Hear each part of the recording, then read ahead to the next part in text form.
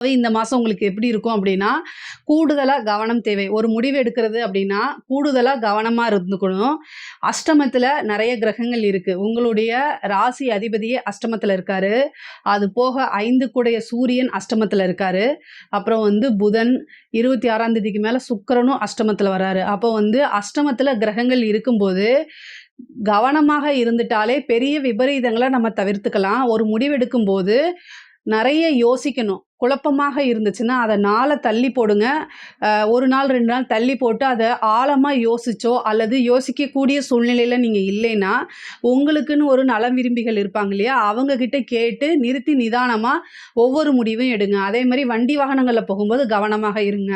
Business விஷயமா இருந்தாலும் சரி, எல்லா விஷயத்தையும் எடுத்தோம், கவுத்தோம் டக்கு டக்குன்னு செய்யக்கூடாது. பொறுமையா எல்லா விஷயத்தையும் ஹேண்டில் பண்ணீங்கன்னா ஜெயிச்சுருவீங்க. ஆனா, வரக்கூடிய பெரிய நஷ்டங்களோ, அல்லது விபரீதங்களோ தவிர்க்கணும் அப்படின்னா, ஒவ்வொரு விஷயத்தையும் கவனமா நீங்க கையாளணும். அது மட்டும் இல்லாம, ரொம்ப ரொம்ப பொறுமையும், நிதானத்தையும் கடைப்பிடிக்கணும். அப்படி கடைப்பிடிச்சிட்டீங்கனாலே, இந்த மாசம் உங்களுக்கு A1 அப்படி தான் சொல்லலாம்.